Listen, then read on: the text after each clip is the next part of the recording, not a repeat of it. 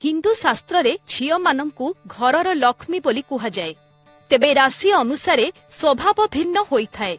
तेबे किछि राशिर झियो माने बहुत चुलुबुली होइथांती। सेमानंकर एही गोटिए अंदाज पई पुओ माने सेमानंक प्रति आकृष्ट होइथांती। 12टी राशि मध्यरु 3टी राशिर झियो माने बहुत चुलुबुली बोली विवेचना करा जाए। एमाने जेवारे जाइथांती अन्य मानंकु दियना करिथांती।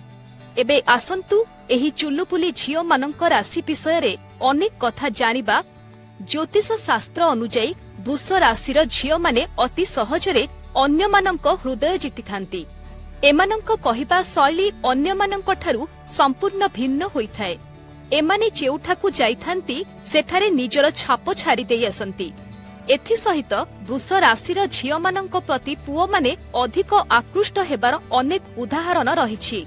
मिथुन राशिर झियो मानंकु नै ज्योतिष शास्त्र रे अनेक कथा कुहा जाइछि।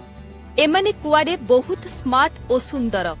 मिथुन राशि उपरे बुधंक प्रभाव थिबारु एही राशिर झियो माने निज कथारे अन्य मानंकु आकर्षित करिथांती।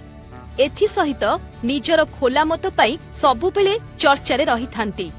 एहा व्यतीत मिथुन राशिर झियो माने सर्वदा खुशी मिंजासर होइथिबारु पुओ माने एमानंक प्रति आकृष्ट होइथांती। ज्योतिषंक मतरे बिछा राशिर झियो माने स्मार्ट सह साहसी होइथांती।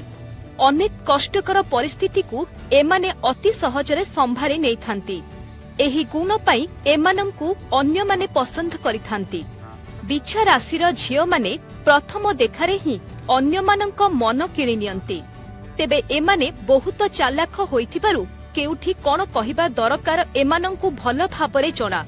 बिछा राशिर झियो मानंक एभरी नियारा अंदाज पुओ मानंकु आकृष्ट करिथाए।